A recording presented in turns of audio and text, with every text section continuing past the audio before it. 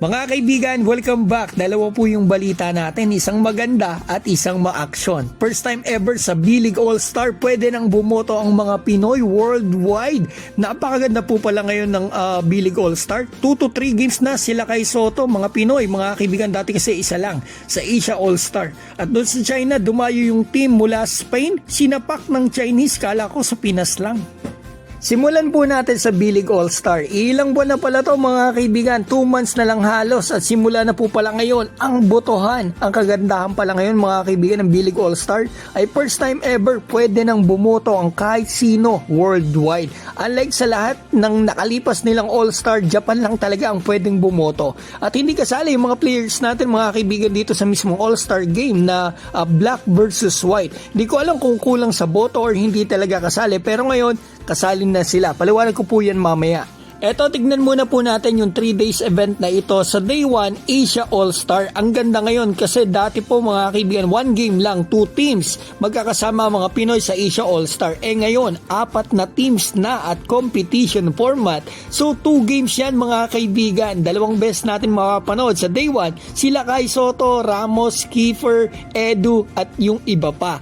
At dito sa Day 2 mga kaibigan, may slam dunk contest. Syempre, abangan natin, baka makapasok po dito yung Francis Lopez na kababayan natin na talagang matindi sa salpakan. Sa Day 3, 2 games pala meron dito. U18 All-Star at yung pangalawa, yung mismong All-Star, yung black versus white team na wala pa po akong nakikita. Wala pang Pinoy na nakakapaglaro dito mga kaibigan. Pero ngayon, napakaganda. Posible na nating makita dito yung mga kababayan natin sila kay Soto kung makakapasok sila dito sa votes mga kaibigan. Pwede na tayong bumoto mga kaibigan dito sa website ng B-League. I-comment ko po sa baba yung link para makita nyo, makaboto po kayo. Tulungan natin yung ating mga kababayan dito sa Japan. Sayang din mga kaibigan, bukod sa panalo tayo, mapapanood natin sila dito, ay talaga namang ganda laban dyan kasi seryoso kasi malaki po yung premyo. At yung MVP nga, nasa almost 400,000 ata mga kaibigan ang premyo.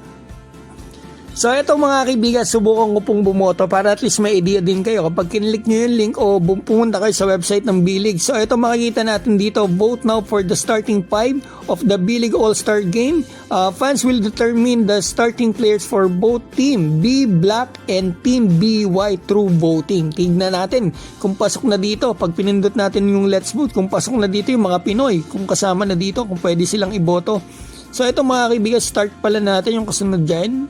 Pag start, please, at baka may gagawin pa yung aking mga viewer. So ito, point guard and shooting guard ng Team Black. So, point guard and shooting guard, sino ba yung mga kababayan natin dito? Si Keeper muna mga kaibigan supportan din natin si Keeper. Saan ba siyang team? Yokohama B Corsair. Hanapin natin, nandito nga mga kaibigan, pwede nating iboto si Keeper. Bakit hindi maklik? Yan, okay na. Next. Bakit error? Next, isa pang player. Si Dwight Ramos, shooting guard. Yan, okay na. To the next. Tingnan natin. Pasensya na kayo, medyo naubos ko yung oras nyo mga kaibigan, pero kailangan natin itong maiboto. So ito naman, 3 yung pwedeng iboto natin. Bali 5 lang yung pwede nating iboto mga kaibigan, mga Pinoy. So ilan yung iboboto natin? 6 pala yung Pinoy natin yan sa B-League. Medyo kumonti tayo ngayon dito sa B-League. So SF, power forward at center. Simulan ko muna kay Soto. Baka mamaya siya pa yung hindi mo pasama dito. Yokohama B Corsair. Baka mamaya hindi dito sa kabilang team. Baka dalawa yung team na iboboto. Bakit ganun? Wala yung team ni Kai. So, sino pang nandito? Sa B Corsair, unahin ko muna ito nakikita ko wala si Ray Parks. Ay, nasa shooting guard siya. Sayang, sorry. Palitan natin, bakit gano'n? Bang team. Nasaan pa rito yung team ng ating mga, bakit gano'n? Nagaya Diamond Dolphins. Wala tayo dito. Yari. Osaka Ebesa, Fighting Eagles, si Lopez. Boto natin si Lopez. Wala rito yung team ni Kai. Hirap pindutin. Grabe. So, second player, sino dito? Meron dito. Bakit wala rito yung team ni Kai Soto? Ang ating pambato na si Kai, mga kaibigan. Bakit? Sino pa nandito? Altieri Chiba. Ganma, yun si AJ Edu nandito. AJ Edu yun, si Kai sa center. Ang layo mo pindot, yun lang ang pangit dito. O hindi ko iboboto yan, si Johannes, ayoko yan. Yan, AJ Edu tayo. Third player, bakit wala yung kay Kai Soto dito? Billy, gandaya mo naman. O malabo talaga mata ko, hindi ko suot yung salamin ko. Double check ko nga, bakit wala rito yung kay Kai Soto? Sa kay Besa. Wala nga mga kaibigan, try ko ha. Tapusin muna to, baka dun sa white team naman. Sino boboto kong center? Sino Mia Birex? Itong Shinsu Weaver. Wala eh. Nalito tuloy ako. Siguro, pilapan ko muna yung isa na kahit sino ha. Si Alan Williams na lang. Try ko baka mamaya sa susunod. To the next. Tingnan natin kung anong mangyayari dito ha. So yan, meron ito kay Soto syempre. Point guard, shooting guard muna.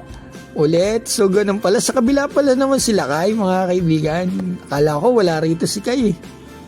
So, nasan pa yung team natin? I'm sorry, doon sa babae natin makakalimutan ko ha. Ano ba yung team nila dito? Medyo nalilito ako. Point guard, shooting guard. Ano yung team ni Di ba Berry Parks? Sayang, hindi ko kayo nadidinig mga kaibigan. Akita, Ibaraki. Nalilito ako mga kaibigan. Hindi ko makita yung mga team nila. For example na lang to hindi ko na lang muna itutuloy. Maglalagay muna ako ng iba. Para at least makita nyo rin. To next, another player pa. Select pa ng isa. Basta dalawa dito sa point guard, shooting guard. Lalagyan ko na lang muna ng kahit sino. And then, tatlo dun sa mga forward at big man. So, pindutin nyo lang lagi to the next. Kailangan to the next. Why? Strong with you. Ito, tatlo dito sigurado. Nandito na sila kay. Dito na natin sila iboboto. For example, yan si Watanabe. Okay na yan. And then, second player. Example lang to mga kaibigan ha. Sample lang to. Kasi para hindi ko maubos yung oras nyo. O si Brantley sa center. Center kay Soto ko si Gaya Alpas. Tingnan natin kung nandito si Gaya. Very good mga kaibigan. Nandito nga. Putik na yung mali. Ito, kay Soto yan. So after nun, to the next. Okay na yan. Marireview mo yung binoto mo dito. Check nyo yung mga kababayan natin. Iboto ninyo ha. Black and white team yan. So may papasok natin pareho mga kaibigan na supportahan natin. Isasend lang po natin yung boto. Ayoko munang pindutin kasi may iba akong hindi na boto para mas mabilis lang. So supportahan natin yung mga kababayan natin para 3 games natin makita sila kay Soto. 2 games sa day 1 at sa third day nakakalaro sila dito. Maganda yan mga kaibigan. Panalo po tayo dyan. So eto na mga kaibigan, yung nangyari po pala nitong nakarang araw sa China. Akala ko sa Pilipinas lang mainit ang basketball. Dito rin pala sa China. Meron po silang friendly match mga kaibigan. Bisita po nila ay team mula Spain. Eto kalaban nila. Eto nangyari, panoorin nga natin. Si Saurui naglalaro dito dyan sa black team. Yan yung Chinese team. Yung si Saurui, yung point guard ng Chinese national team. So yan, ibinawi si Saurui ng kanyang teammate. Yan makikita natin. 1, 2, bagsak, siniko sa ulo mga kaibigan. So yan mga kaibigan, ang balita po natin, pasensya na po kayo, medyo mahaba, naubos ko yung oras nyo, pero kailangan ko po talaga, kailangan nating tulungan ng ating mga kababayan na nandoon overseas. At ito mga kaibigan, malaking tulong din po sa akin kung ilalike nyo po ang video ko, mag-subscribe kayo sa akin at magko-comment kayo sa baba, kasi sigurado babasahin ko po yan. Mga kaibigan, maraming salamat po sa inyong suporta. Mabuhay po kayo.